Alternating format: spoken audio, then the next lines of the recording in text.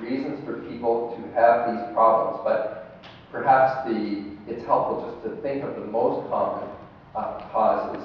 The one that we're all familiar with would be Alzheimer's disease. And then there are the vascular dementias. Interestingly, a sizable proportion of vascular dementias will also have some pathology that is similar to dementia. And then there are other less common forms of dementia. One with Lewy bodies, it's called, and another frontal temporal. So that refers to a pathological process or an area of brain that's affected. But again, this is sort of a small list, but it gives you a sense of how what a large group of conditions this is. And even if one is just talking about something like Alzheimer's, there's a huge range of experiences that people will have with that. So I thought, for the purposes of tonight, I would primarily talk about Alzheimer's because most people are familiar with that, and many of the points that can be raised for that condition would also be true for others. So I'm just going to outline kind of a clinical picture of what the various stages of this condition might look like. So the early stage involves mild memory loss, perhaps some word finding difficulties. There may be some attention span problems, and problems with orientation. Managing something that's called instrumental activities of daily living, finances, and work. There may be personality or mood changes, things that just seem out of character for an individual. There might be other behavioral changes, withdrawal or uncharacteristic behaviors. So the early stage, just to put a bit of a human face on it, I just thought I'd give this example, and this is actually adapted from someone I encountered. So this is a former physician, age 80, who had recent subtle changes in memory, judgment, and behavior. Things like leaving the stove on, or some unsafety with driving. For instance, family will notice that he actually didn't check behind when he was backing up. But he insists that he's fine. So there's this perhaps a bit of denial or some judgment about problems. And the assessment was that he had something called mild cognitive impairment. And we can get into how that's assessed, but essentially there's a little test that you can give, and depending on the score, you can say that, well, somebody has a mild impairment. The other issue that arises in the case is that the wife doesn't want the doctor to tell him. She thinks that he would be devastated. He's very independent, and he knows very well what dementia is. On the other hand, the son feels differently.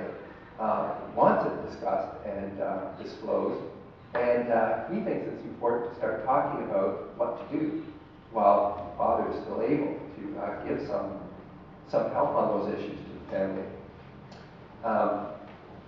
And he also wants to prevent harm, so to restrict father from certain activities that are risky. So I guess I'm raising this because I want you to start thinking of issues, ethical issues and other issues, particularly that a case like this raises. And we'll come back to those later. Further along, there's another context. It's called sort of the middle stage. Again, these are all rather arbitrary, but it's just further along one can distinguish that the character of the condition has changed. So there's much more of a memory impairment. Things like difficulties remembering personal history and even recognizing people. There's a certain restlessness that may arise and uninhibited behavior. There may be some thought problems, such as delusions. There may be behaviors that become very difficult, such as aggression.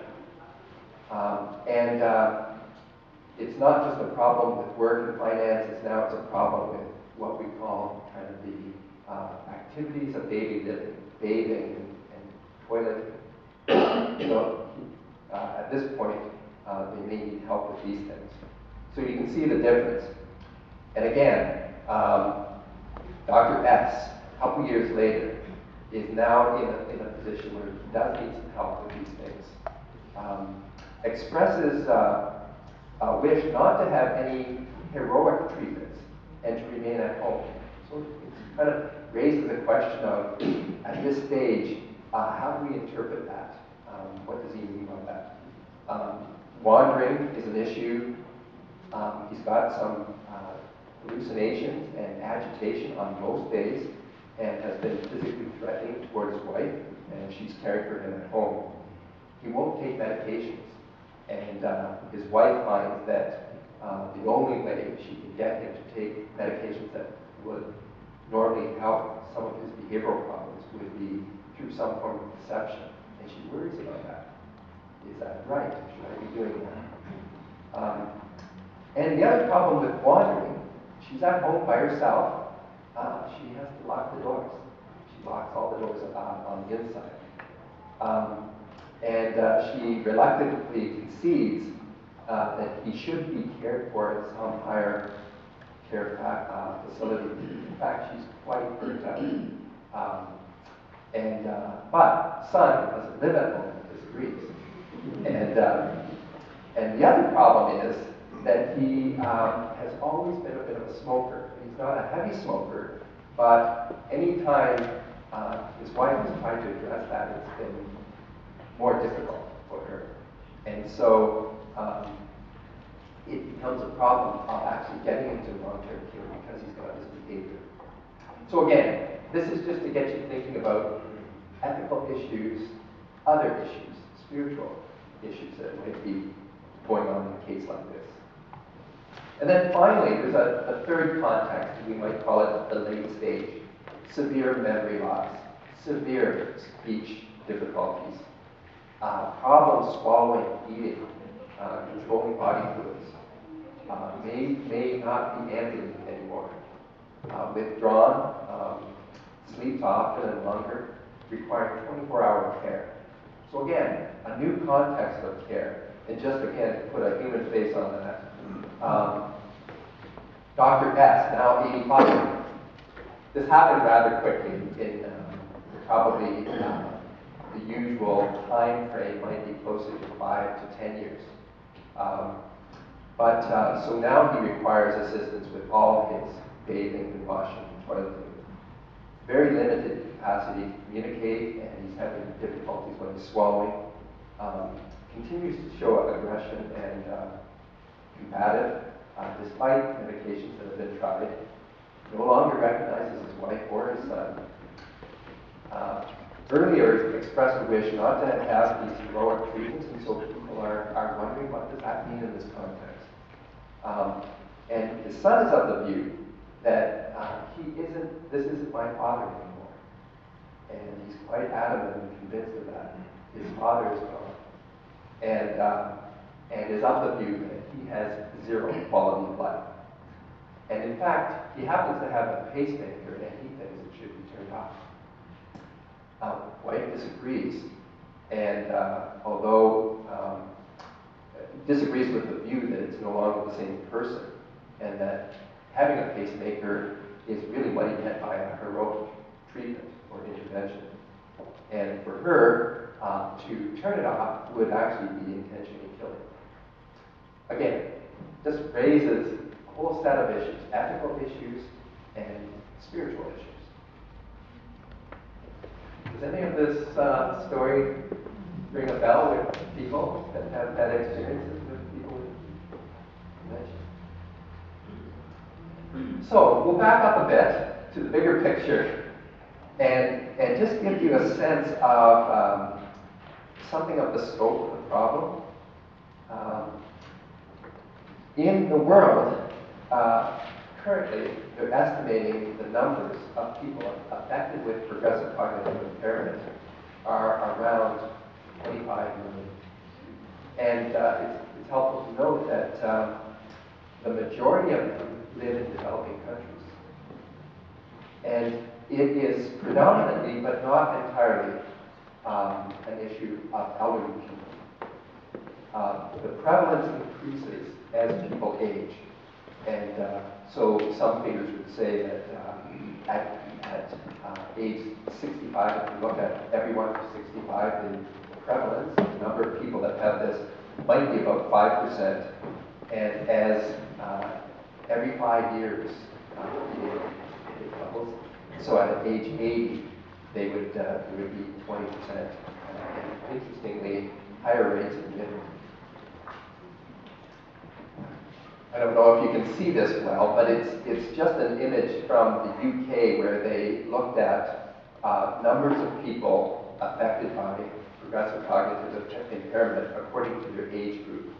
And the one thing I wanted to point out is that if you look at the group 85 years and older, in the time between 2000 and 2040, that group will double. And do you know what happens next year? The first baby boomer moves into that 65 and older age group. And so this is a huge population. And just by the mere fact that the numbers of people in that age group is increasing over time, the number of people that are affected by this condition will also increase. So let's look at the Canadian statistics. There was a series in the Globe and Mail in September that I think people may have seen that went over some of this, and another publication called Rising Tide by Alzheimer's Society of Canada just published this year. So these figures are based on their reports of about 500,000 Canadians affected by this. And every year, more than 100,000 newly diagnosed with this. And of the whole group, about half of them will live in long-term care facilities. Now, I don't want to overemphasize this, but for policymakers, cost is a big concern. And these are the numbers for Canada. And if you've been following the bailout of Ireland, you will note that the bailout was about a third the projected cost of caring for people with Alzheimer's disease in Canada by 2038. Now, I should say that is that's the cumulative cost. So there's annual costs, and you just add them all up, and that's how much they say that the cost will be. And then it's helpful to recognize that actually healthcare is not the big cost. It's actually a combination and something they call informal or unpaid caregivers, the wife in this case. And the way they calculate that is that not only is she not being paid, and so we should think about, well, what would be a reasonable wage for such a person, but because she's at home doing this, she can't be doing her job because she's still working age. And so there's an additional lost opportunity cost they can calculate. So that's almost as big as a combination. And the other thing is, there is, and this is the UK, and they've got sort of a strategy report, and they mention that there is this divide between social services and health. And because people will get categorized as being under one or the other, it's a problem. And in fact, we're in the same bind here in Canada, I believe. And this is one final image for you, comparing annual costs of selected medical conditions in the US. And Alzheimer's is number one. And in fact, in the UK, the annual cost for caring for people with progressive, I think I would broaden that, progressive cognitive impairments, is greater than the annual cost of caring for people with cancer, stroke, and heart disease combined. And again, you saw where those costs come from. So it's an issue, and it does raise lots of ethical and spiritual issues. And that's really what the focus of the colloquium was about. And And that's what